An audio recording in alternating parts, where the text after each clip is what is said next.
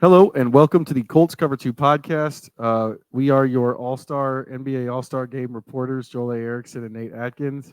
That's actually we're pretty much just helping out our Pacers writers, Yeah, but this yes, is we will not be going to covering be the the All-Star All-Star preview. game. Yeah, we can make this into an NBA All-Star preview, or maybe next week's will be a recap since we'll have actually covered the game. Probably just honestly just kind of a fun thing for both of us. I Nate is a big NBA fan. I think probably a bigger NBA fan than me. I watch a lot of NBA basketball though, and I don't know about you, Nate, but as a there's like a 12-year-old version of me that's really geeked up about me being in an All Star game. Oh yeah, no, it's awesome for Indy. Obviously, just the state. The what I'm going to do a lot this weekend is just kind of absorb how much the state loves basketball. That's kind of hit me like a tidal wave since I moved here, and I've gotten more into the NBA as a result of that. But yeah, that's going to be fun to see like a local star in the game. Obviously, Tyrese Halliburton, but also like you said, for like the 12-year-old version of us, even some players. Obviously, most of the players are younger, but even a couple guys I've always loved watching just growing up a little bit, like Steph Curry and Dame Lillard, and it's gonna be cool to see them up close and talk to some of them too, because we'll be out at the practice, and these events are pretty light and pretty fun that way. So I'm looking forward to it. We'll we'll how about this? We'll go with who is your favorite player? We'll have to go retired. We'll go retired since some of these guys are in the game. Who is your favorite player growing up that's now no longer in the NBA? Hmm. No longer in the NBA. Probably Shaq. Like Shaq was just the Shaq Kobe years were kind of like I was probably like 10 years old. That was kind of like when I started really getting into the game, and they were just and then see him go to Miami with and do it with Dwayne Wade, like and just an all time character too. So I feel like Shaq sort of also is for those who are like big into like the different video games and such. Shaq was like the guy you wanted to play with. So I'd have to go with him. And then my favorite actual all time player is playing in this game, and I didn't even mention him yet. That'd be LeBron. So we don't know how many more All Star games LeBron will be around for, but it'll be fun to see him up close and doing his thing once more, still dominating at like 38 years old. Uh, my guy when I was a kid, the NBA was my favorite league when I was probably I don't know like 5 to 14 or 15 ish. And my guy was David Robinson, so that's the guy that like. There's another indie media member. Shout out to Brett Bensley, who works for Fox 59, who's a big David Robinson fan. But yeah, that was my guy. He would still be on the list of like he'd be on the short list of athletes that it's a little weird once you start covering sports. You don't really look at those guys the same way. I think, but guys who were great when I was a kid, and that weren't still playing, that were gone by the time that I started doing this job, they kind of, have a different place. And David Robinson was my guy. But you guys don't come to this podcast to listen about the All-Star game. Um, the Kansas City Chiefs have won their third Super Bowl. We're gonna kind of ping pong back and forth here, and just talk about some of our takeaways from the playoffs. We're gonna try our best to avoid the really obvious ones, like it's good to have the best quarterback in the NFL is pretty obvious. um, It's bold if true. um, also, I'm gonna touch back on this one. I think so. This might be me lying a little bit, but like it's good to be able to rush the quarterback is probably also something that's a little bit obvious. But we're gonna do our best here to give you some thoughts that we had surrounding the Colts, and just the NFL in general from the playoffs. Nate, I'm gonna let you start off with this. What was one of the thoughts you had while watching the playoffs? Just a takeaway from the playoffs. Well, yeah, it's trying to be nuanced enough to not make this so boilerplate. But I feel like the place you have to start, at least kind of where the Colts are in the AFC, is with Patrick Mahomes and the bar that he's created at the quarterback position. It's like one of those years where I remember we had conversations in the media room late in the year, like right around the Chiefs lost to the Raiders on Christmas. And it was like, how is this team going to be a contender with what they had at wide receiver, with just how they weren't running the ball. And it was like, how can one quarterback drag them there? But really, it was a quarterback, a play caller, a tight end who got healthy. That combination in the passing game and their ability to figure it out and stay patient, stay as confident as ever because they've been there and done that, ended up being everything. And so I guess my takeaway here is to expand on that is just that you need an alien to even have a chance in the AFC. And so I expand this beyond just Mahomes to the final 4 teams that made it in the AFC. So all the ones who made it the divisional round and on. The quarterbacks were Patrick Mahomes, Lamar Jackson, C.J. Stroud, and Josh Allen. And C.J. Stroud just, is the low man on that list, and that was the one game that was a blowout when the Ravens blew out the Texans. But by being the low man on the list, he was still the number 2 pick in the draft, who had one of the best rookie seasons we've ever seen, lit up the Browns defense in the wild card game to get there. And those 3 quarterbacks were not Mahomes. Jackson, Stroud, and Allen combined for 99 touchdowns this year. And those guys were not good enough to make it through the AFC, but they were good enough to get that far. And in the case of Lamar and Josh Allen, they were in the game against Mahomes. And that's sort of the story. It's hard to get over that mountaintop with Mahomes. The only quarterbacks who've ever beaten him in the playoffs are Tom Brady, and I'm forgetting somebody else. Is it just Tom Brady? Joe Burrow. Joe Burrow beat him once. So it shows you something too. So the point is, like, the model that the 49ers took to get as far as they did, they also obviously they took the Chiefs to overtime, so they had a chance to beat them too. But the road to getting that far, to playing him in that final game, is a totally different calculus in the NFC, where the final 2 quarterbacks in that league were Brock Purdy and Jared Goff, who had really good seasons, but one of those was Mr. Irrelevant the last pick of the draft, and the other one was the number 1 pick but got shipped out of Los Angeles. And both guys can play very, very well, but you really do have to build a really good team around them, and you can't, you put too much on them, and eventually it's going to be a little bit too much. The Lions found that out on a couple of 4th down plays, and really Brock Purdy just didn't quite. He didn't lose the game in the Super Bowl, but he didn't make those same changing plays when the 49ers had those opportunities. And so the NFC, you can kind of take this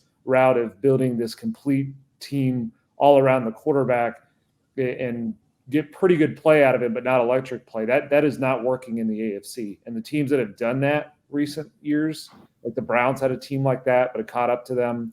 There's other teams that just, it doesn't. That was the model that the Colts had until this year, when they tried the veteran route and just kind of build a team around him.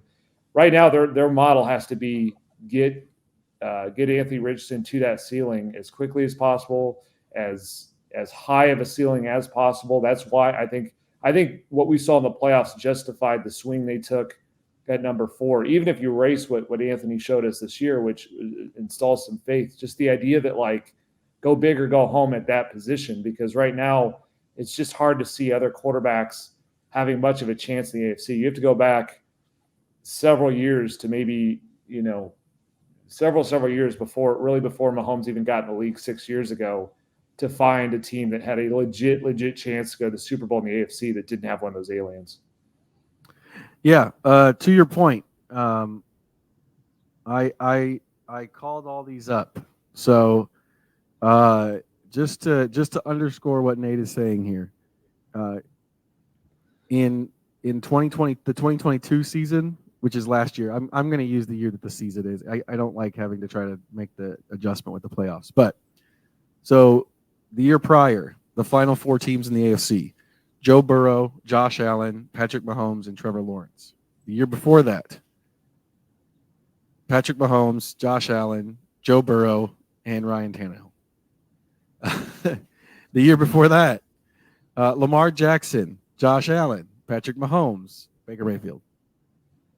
And the year before that, the final 4 in the AFC were Patrick Mahomes, Lamar Jackson, everything going crazy, Deshaun Watson, probably his best season, and Ryan Tannehill.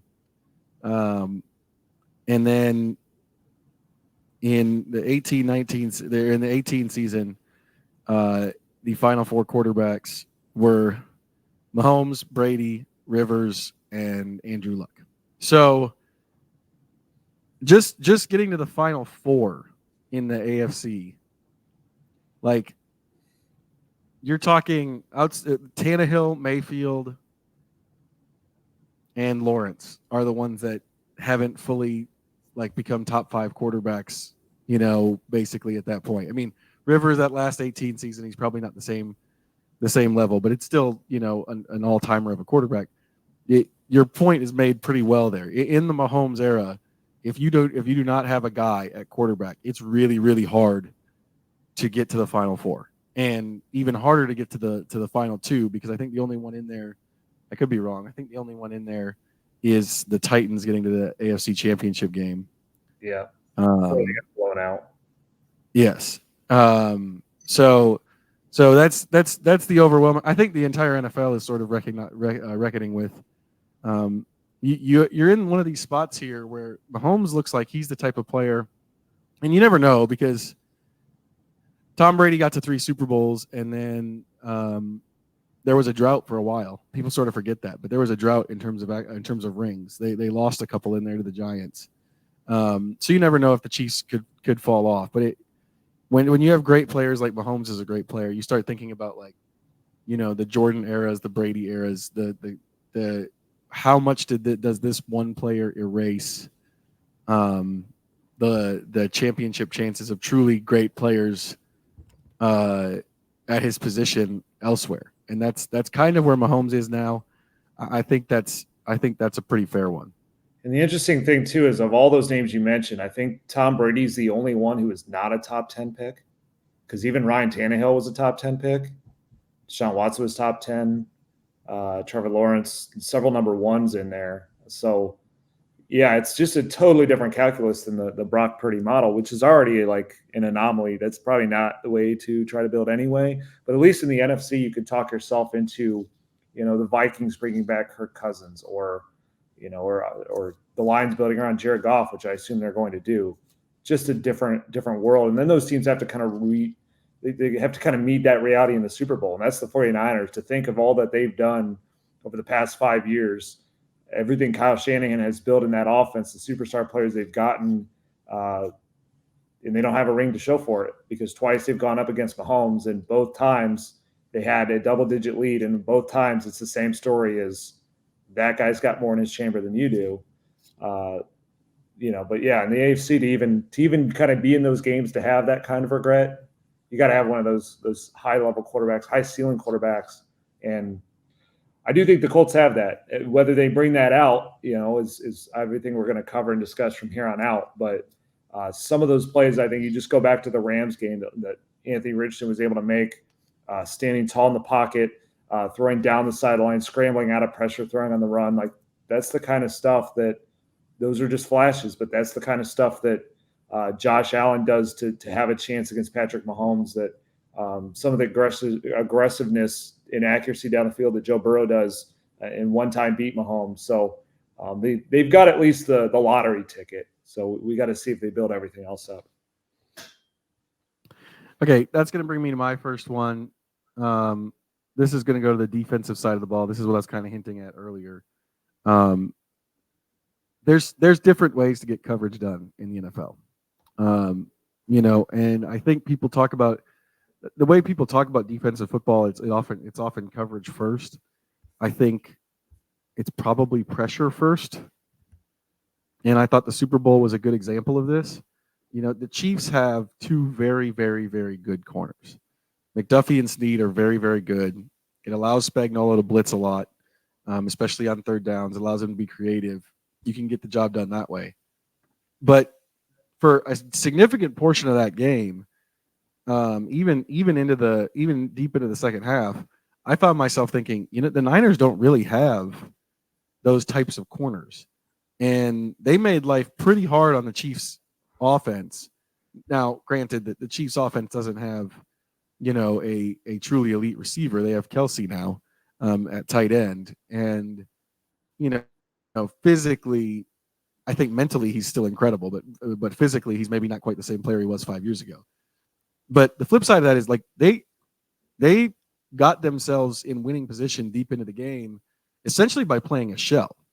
I mean, the Niners. I think if you look at the Niners have some cap issues that could maybe change this picture going forward. But I think a lot of people keep talking about their corners as being, maybe a place that they need to upgrade going into the offseason.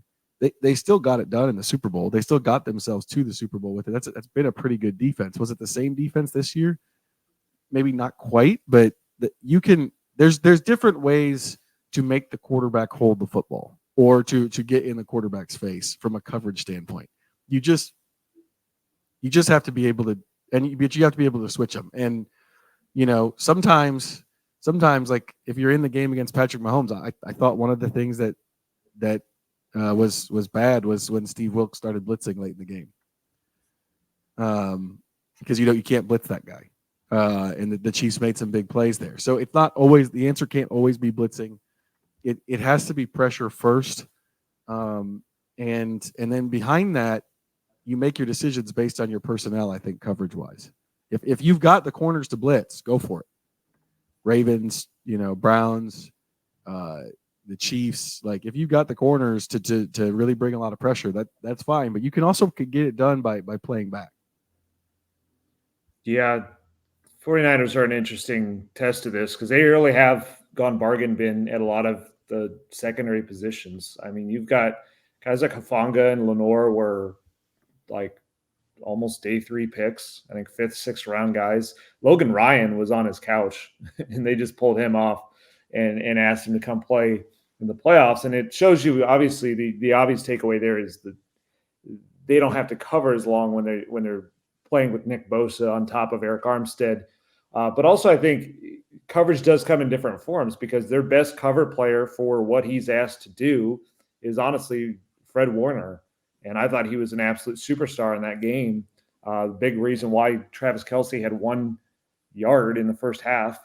He ended up being their leading receiver and really made up for it on one gorgeous move that he did get Warner on late in the game. And that's kind of what Kelce ends up doing to you. But the only reason they had a chance to play that way was they didn't have to devote all the resources to Travis Kelce because they have a Fred Warner. And it does change the math a little bit. So that one is interesting. And like I think to expand on that a little bit, the Chiefs sort of showed that like sometime, like in general, you have to buy these traits at expensive values, but sometimes guys come a little bit out of nowhere. And like L'Jarius Sneed was one of the best corners in all of football and was absolutely incredible in that game, locking up Brandon Ayuk.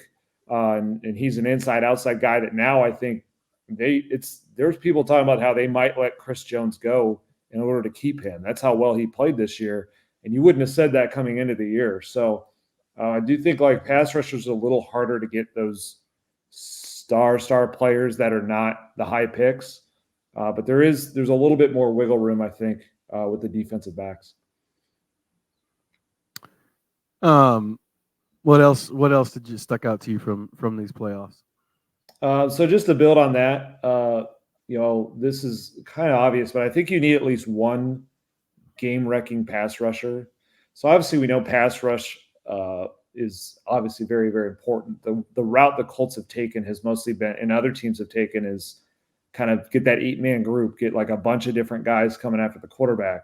What mostly played out in the playoffs this year is that the teams that are spearheaded by one guy kind of being that game wrecker are the ones that went furthest and the ones that I think had the best chance of throwing these elite play callers and quarterbacks off the rhythm. So you look at the Final Four teams, Aiden Hutchinson, Chris Jones, Nick Bosa, Justin Matabuke were the top pass rushers on the Lions, Chiefs, 49ers, and Ravens. All those guys had double-digit sacks. All those guys had 5+ pressure games in the playoffs by themselves. And that's even understanding that, like, these teams know these guys really well. They're going to devote resources. They're going to try and play around them, and it didn't ultimately matter. And it says something about the depth around them to let them occasionally have a one-on-one matchup. But really, these guys just took over at times. And we saw – I thought if the 49ers – if they were going to win that game, I thought Nick Bosa was the best player on the field up until, when Mahomes took over toward the end. I mean, the way he was able to rush, but also play discipline and keep contained on Mahomes was magnificent. And then what ended up turning is, in overtime, Chris Jones just driving guards into the lap of Brock Purdy, who Purdy's made a lot of things happen, but he's not the best at kind of standing tall. He's got some, he's not the tallest quarterback, so he isn't able to win from the pocket as well that way. And that's sort of like that quick instant pressure can just kill the best play design. And on that play, Kyle Shanahan got guys wide open in the end zone. The 49ers could have gone up a touchdown in overtime, and one guy erased that from happening. And so for the Colts, for the most part, we've talked about them as being sort of more of this, certainly on the edge, they go for like spreading out the resources. And I think there's room for them to get more juice on the edge. But I do think they have that guy in DeForest Buckner, because we saw him on this stage in the Super Bowl do some of the same things that Chris Jones just did. And that's in the one that was played on Sunday. Like when the 49ers were up 10 on the Chiefs back in 2019, the 2019 season in the Super Bowl, DeForest Buckner might have been the Super Bowl MVP if they had been able to close that game out, which obviously they didn't. But he's, the one interesting thing, like he does not have quite the same high-end sack totals as these other guys. Even interior players like Matabuke and Chris Jones have gotten double digits. DeForest is so consistent where he's hit 7 sacks every year for 6 straight years. Only Chris Jones and Myles Garrett have done that in the NFL. And I do think there's a little more to unpack with Buckner, especially in those moments, those got to have it 3rd and 8 drop back situations. There's still a little bit more to unpack. I think if the Colts get just a little bit better on the edge than they've been, a little bit more juice, a little bit, pay off to anything that can make a quarterback step up into where DeForest Buckner's driving back to.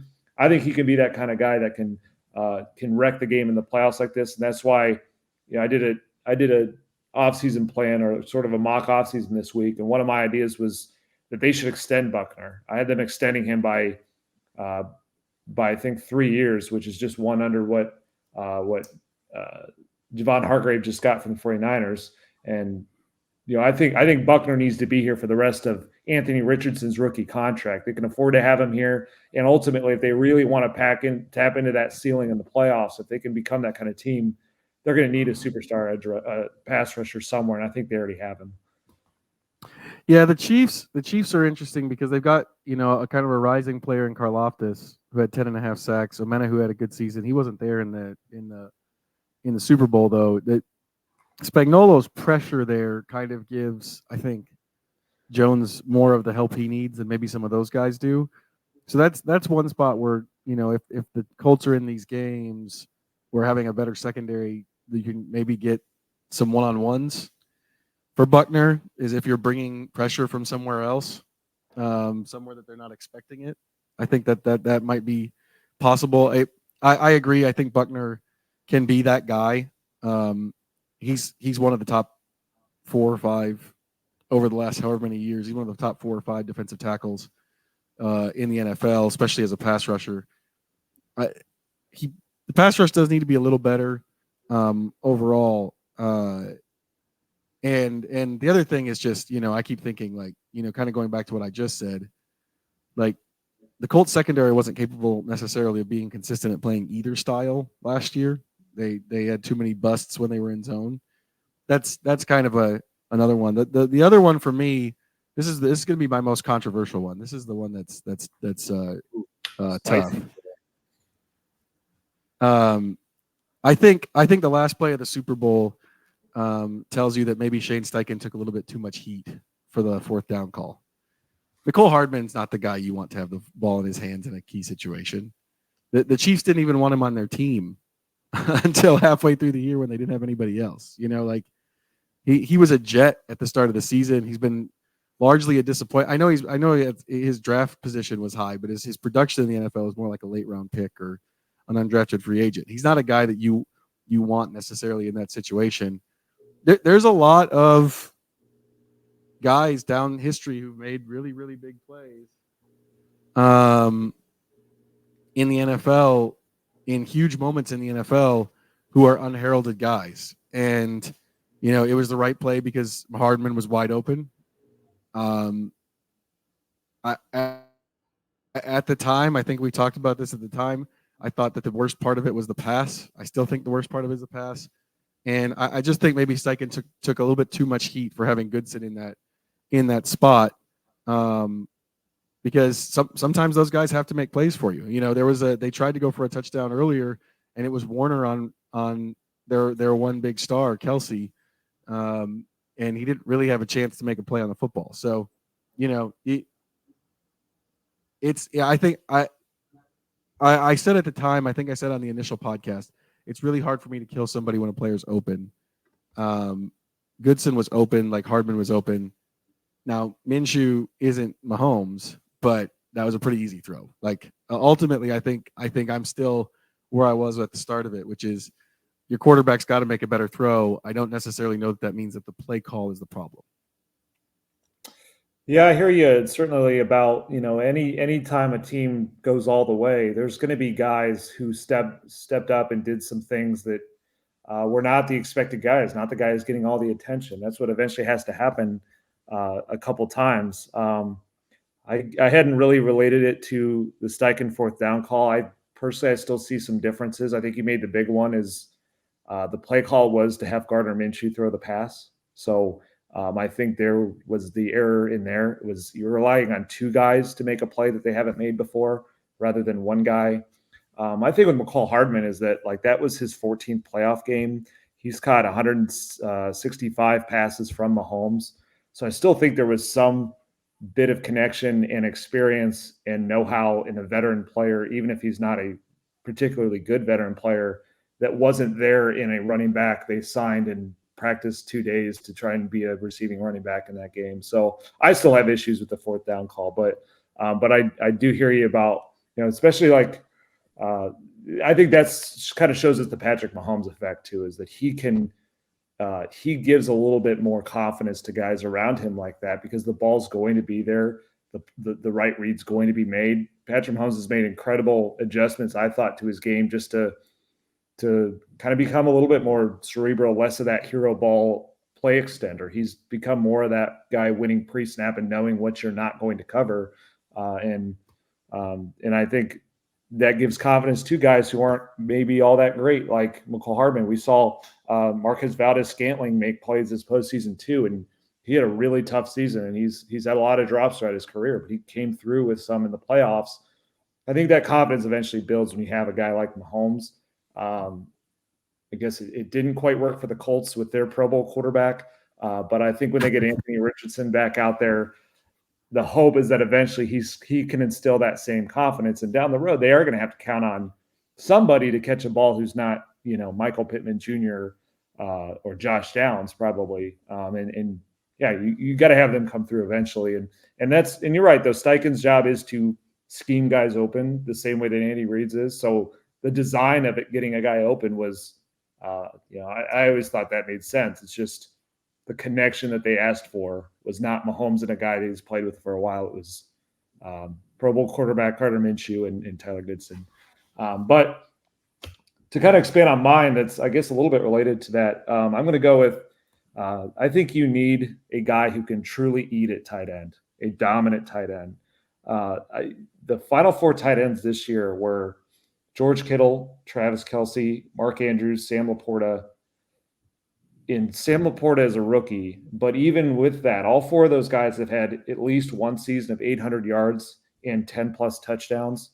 The Colts last season, their tight end group in total, they cracked 800 yards, but they did not get to, I don't think they got to 10 touchdowns, but that's as a group. And I thought Shane Steichen showed, he made do with what he had really well. And they had plays where they had, they schemed, Mo Alley Cox open, or they got the occasional, league play down the field to Kylan Granson. I thought they started to use Will Mallory pretty well. But this kind of plays into what we were just talking about, those do or die moments. I think that those are the guys that you really want to have on your side, not only for the plays they can make, like Travis Kelce did, just to get it to overtime with that big play against when he kind of beat Fred Warner off the line and ran up and set up the field goal. But it's also the fact that they're out there. It's the fact that you can bring some of these guys out and they blur the lines in personnel between 11 personnel versus 12 versus 13. These are guys that can kind of double. All the four of these guys are basically receivers who play the tight end position. It's an added bonus, I think, when you have a guy like George Kittle, who's such a dominant run blocker. That just makes it that much harder. But I think what's more important than maybe being a great run blocker is just being a dominant receiver at that position. And then when you have a talented play designer, they found ways to kind of at times hide them in the run game. I thought the Lions did a great job with that with Sam Laporta. Travis Kelce, he's probably an average blocker, but not a huge, he kind of can pick his spots. He's not going to just line up on a defensive end and mow him down, but pretty much they can dictate the personnel groupings that are out there. And then those guys are too hard to cover for linebackers, and a lot of safeties. And so that's the kind of guy I think they need to get for this offense. You can talk yourself into the potential of so much in this offense from, they just signed Jonathan Taylor. We talked about Anthony Richardson, the Josh Downs connections building. We would think that they're going to bring back Michael Pittman Jr., or at least they should. Maybe Alec Pierce taps into that downfield speed. But the thing that feels very missing right now is a reliable dude at tight end. And Jelani Woods has that body type. He has that athleticism. But maybe this is the year it breaks through for him. And we were having more of a conversation like this about him. That's the hope. But after he missed a whole year with hamstring injuries, I think they have to at least be open-minded to any kind of swing that's out there that can get them something that feels more available, more ready to go to plug into this offense right now. Because if you give Shane Steichen a guy like a Sam Laporta, who is not a high draft pick, and it was a rookie this year, even to give him a mismatch player like that who had almost 900 yards and 10 touchdowns for the Lions, and you let him run, RPO concepts, you let him dictate when he can read that it's man coverage, you let him hide him between 12 personnel sets, some of the trick plays. I think that could really unleash something crazy impressive in this offense. And it would give them also players that in those shorter range of the field who are not just Josh Downs, who can convert those like real short depth of target, got to have it type plays like a 4th and 1. So I think like tight end needs, I don't know that tight end's a position I think we should talk a lot more about with this Colts team and where they need to try and add and what kind of swing they need to take. And so who knows, maybe they get to the draft and Brock Bowers is a guy that they can have some kind of shot at. Maybe even like in my offseason plan, I hinted at them trading up to get him. I think this is one of those rare times of trading up for a non-quarterback I think could make sense, because I think the playoffs are proving just how much of an upside these kind of tight ends have at this level of football. Yeah, somebody asked us a while back, like maybe a month ago or something, like who our draft crushes were. I don't have like a good off the radar one. It's probably Bowers. It's probably been Bowers. Just in general over the course of the entire just this class coming out, like it's just thinking about like players that, because usually for me that's like a player that like I turned on in a game on Saturday and was like, man, I'm really excited to watch this guy play. Bowers is that guy. It's not fun because that's every Colts fan's draft crush this year. So it's not as fun or off the wall as maybe that pick has been for me in the past. He's definitely possible. I think there's a way that a bunch of quarterbacks and receivers and tackles go off the board and he falls. You always think about like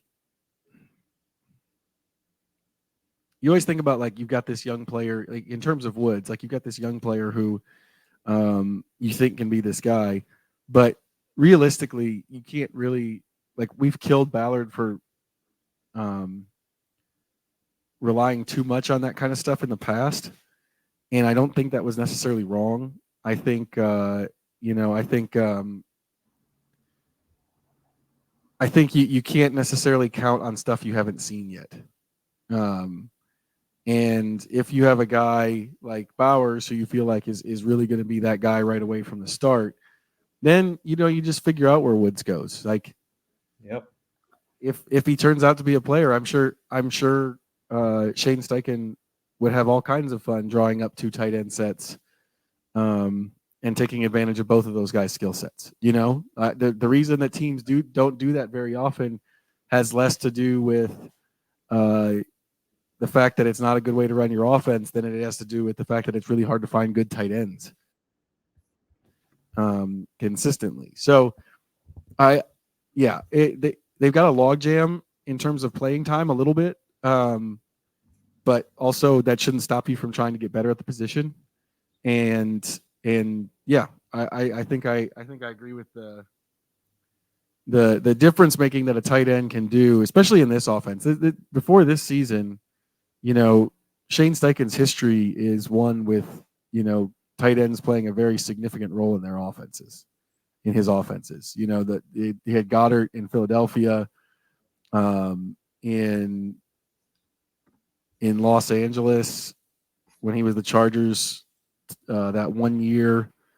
Oh, why am I blanking on this right now? Henry had 60 catches. Oh yeah. So there's a lot of history. There's a lot of history here with Steichen having good production from the tight end, that being the number 2 or number 3 target on the team. I get it. Like I guess that's where we're headed with this little piece of the podcast is. Yes, Colts fans, I've seen that all of you want Brock Bowers, and yes, I understand you. I don't have any. Yeah. I don't have any wet blanket of reason on that. Like, I totally get it. No, I don't either. I think if there's a knock on Brock Bowers, it's that he also, like some of the guys I mentioned, is not a dominant run blocker. He's not a guy I would line up on defensive end and ask him to drive him off the field. But that's not the style of offense that the Colts are going to play. That's not the style of tight end that has to win right now. That's where, like, there's been some mock drafts that have him going to the Chargers with Jim Harbaugh, but the way Jim Harbaugh teams like to play is so power run centric that I think that is more important in that kind of an offense. Brock Bowers looks to me a lot like kind of a Travis Kelce kind of blocking tight end in terms of, like, if you can get him on linebackers and safeties, or you can get him kind of dragging across the formation on the move, blocking a guy, he can be quite effective. And I think good play callers will find a way to make that happen. And so Bowers, he is as intriguing as a tight end that's come out since, like, Kyle Pitts. And Kyle Pitts had a little bit more, just that explosive play. But Brock Bowers, I think, has been more consistent. He's led Georgia in receiving 3 straight years. And that's a guy that, opposing defenses know that's who they're going to. That's the type of thing you're looking for, that guy that produces kind of no matter the attention. And if you have one of those at tight end and you have one of those at wide receiver and Michael Pittman Jr., I mean, there's only so many resources teams can put to try and defend these different guys. So it'll be interesting to see if they can get Brock Bowers, because, like, what's different is you left out with the real dream for Colts fans is the one that's not realistic, I think, which is Marvin Harrison Jr. I totally get that one, but, like, I'll be shocked if he doesn't go number 4 overall. And I just don't think a team's going to trade down from a spot where they could take him unless it's just such a crazy over-the-top offer they can't possibly pass up, a way overpay. But, like, every team needs a go-to dominant wide receiver for their quarterback, whether he's young, old, on the roster, not on the roster. I just think they're going to go for Marvin Harrison. What's a little different for Brock Bowers is just tight ends don't go quite as high in the draft. They can slide a little bit. It's rare to see one go in the top 10. Most of them aren't quite ready. Brock Bowers, I think, will be an exception. I don't think he's going to fall to 15, but, like, he could fall to, like, 9 to the Bears, who've traded down, 11 to the Vikings, who've traded down. You can make a trade up that would involve either, like, next year's second or maybe 2 third-round picks. That's kind of the idea I've thrown out there, that maybe that could get them. If that's what the cost is, if it's that or don't get Brock Bowers, I think I'd pay that price, because this Colts team doesn't have that many needs, especially on offense, like guys that, at least positions where you're not invested in the player and believing he can be out there. And so, yeah, that's a swing I think makes a lot of sense if they have a shot at it. I have one little bonus one, and this is from the Super Bowl, but the Mahomes' legs in the second half of that game, especially in overtime. They had that 4th and 1. They run the triple option, basically, like the modern triple option. Man, is that nice to have, because that was a team that came in thinking they were going to be able to run. They really couldn't. The Niners did a much better job than they'd done against the run most of the season, at least with their traditional running back plays. Mahomes got it back for them and made some big plays with his feet. You saw how far Jackson got the Ravens making plays with his feet. It's a nice piece to have in critical situations, in short yardage, in big games. It's a really nice piece to have a quarterback who can run. Obviously, the Colts have that, but you can see why so many teams have gone towards that type of style of quarterback lately. Yeah, and even Brock Purdy, that's a big part of his story of how they got to the Super Bowl, was big plays with his legs against the Packers and the Lions at times when the Niners offense was sluggish. And then what the Chiefs did is they spied him, which is like a sign of respect to devote resources that way. The Chiefs made that work. That's an elite defense. But if that's what the Colts are doing to teams, or they're making someone designate a spy, number one, I think Anthony Richardson can win some of those matchups anyway. You have to have a pretty athletic player to spy him, but also it's just the way that changes the math of, if you're going to spy there, it's fewer resources on Michael Pittman Jr. And that's where a guy like adding a real tight end, these, Josh Downs, there's different ways that ends up playing out. But yeah, it's not often anymore that like the true pocket passer is winning. We've had a lot of conversations about that. There's, Tom Brady had his year with the Bucs. Matthew Stafford had his year with the Rams, but it's much harder to do it that way and be sustainable, because those guys end up getting hurt. We talk a lot about like the running quarterbacks getting hurt. That is a thing, but also guys who don't have that mobility to escape the big hits in the pocket, they run that risk too. So I guess the next one I'll throw out there is sort of a bonus one too, because it's not quite as grandiose as the others, but like, you got to try a kicker. you got to really not just have, at least like make your swing at kicker, because we saw Harrison Butker. He went 11-11 on playoff field goals this year, 2 of 2 from 50 plus. He's become one of the superstars. Edged out Justin Tucker in the AFC to get there. In the NFC, you had 2 kickers who came into that game struggling and then struggled within it. Jake Moody missed a field goal in the NFC title game, but I think that played into why the Lions couldn't take the points on 2 4th downs, as they had Michael Badgley. We know about his range issues dating back to here. And so then the 49ers made it through after stopping those 4th down plays. And I know people bring up, well, Jake Moody made 2 huge kicks in the Super Bowl despite his rookie struggles. That's true.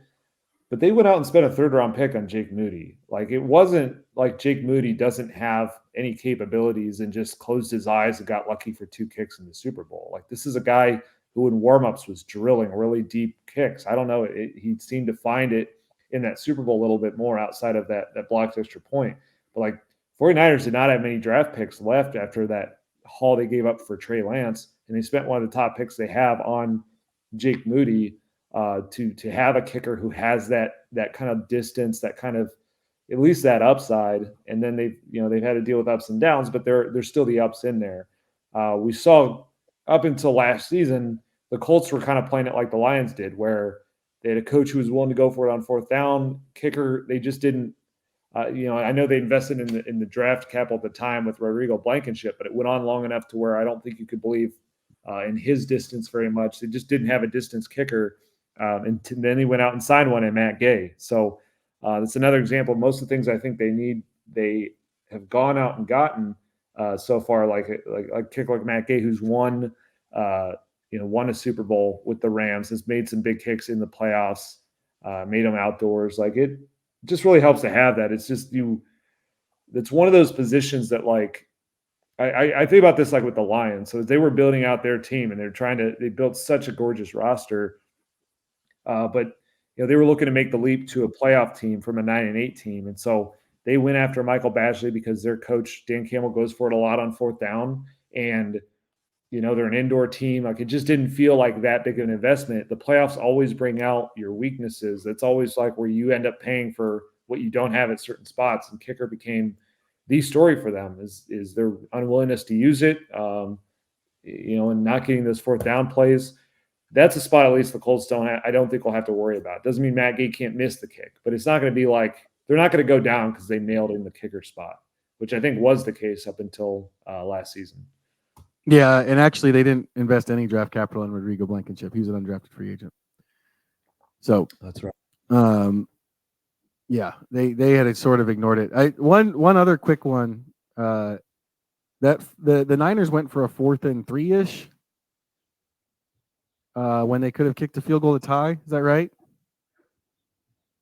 I remember that. I'm gonna find the play. I remember what you're talking about. Yeah. Yes, they went for 4th and 3. They went for 4th and 3, trailing 13-10 at the Kansas City 15 with 12:46 left to go in the fourth quarter.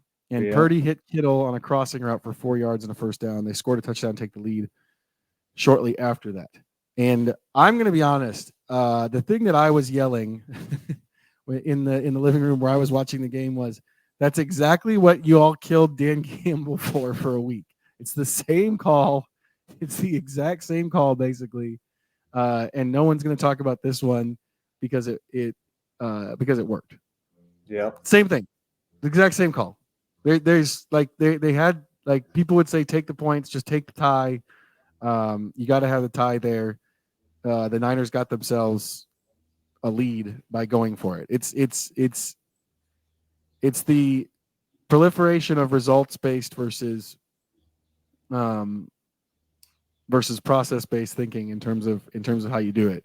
And you could see it with the way there was some blowback on Shanahan for taking the ball first. Now, I will say this. I think I would rather play defense first in overtime for the same reason the Chiefs wanted to play defense first in overtime.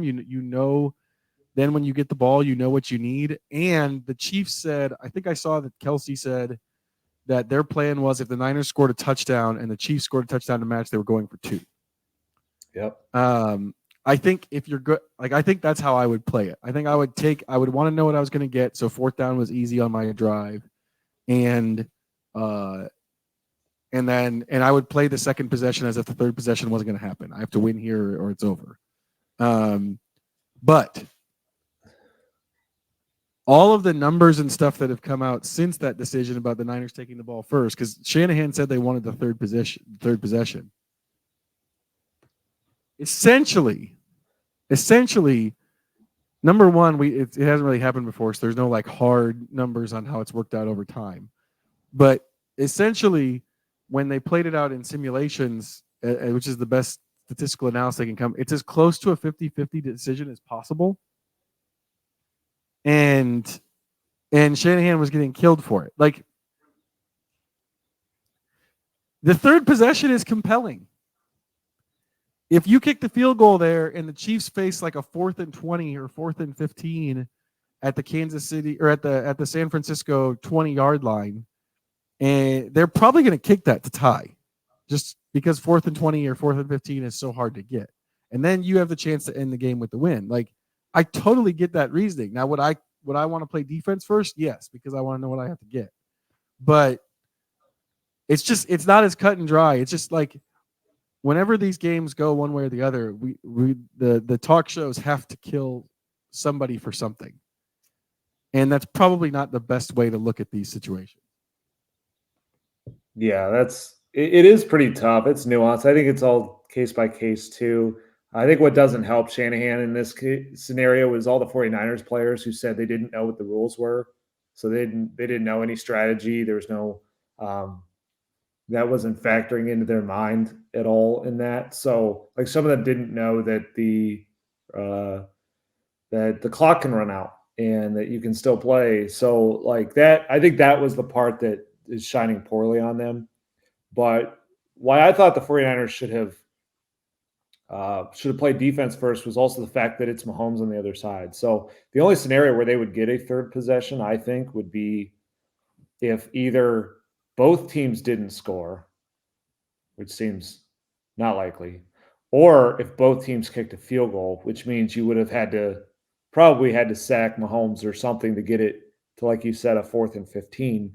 Because if the 49ers had scored a touchdown, that's when the Chiefs were going to go for 2. And so I guess you could say, the advantage is you go down, you score a touchdown, you make them drive the length of the field, score, and get the 2. That's true. I mean, that's the task for Patrick Mahomes. It's not easy either way, but it is like both teams faced a 4th and medium to short in that overtime, but one of them knew what they had to do with it, and the other one, settled for the field goal. So, but yeah, it's either way. Like, Well, if they'd done the it thing the is, other way, like, if they did it the other way around, then he would have gotten killed had it not worked, and they played defense first, and Mahomes drove down and scored, and then they had to press or whatever it was. Like, it is results based all the way. Yeah, that's just kind of the way it works. We'll stop here for the moment. We've got the All-Star game this weekend. And then we're actually not that far away from the combine. Combine's about 2 weeks away. Yeah, just about 2 weeks away. We're taping this on Wednesday. The combine is just about 2 weeks away. That'll be our first chance to talk to the Colts and see what they think. It's kind of weird because there hasn't been a whole lot that's changed since then. In years past, we've had quarterback releases or trades or stuff like that to discuss. So it's going to be a little bit different than that. But we'll have some stuff coming here. It's a very quiet part of the NFL's offseason, but it's going to start to heat up here real fast. So for the Colts Cover-2 podcast, I'm Joel Erickson and Nate Atkins. These have been our takeaways from the playoffs, and we will see what the Colts do this offseason in order to get themselves there next year.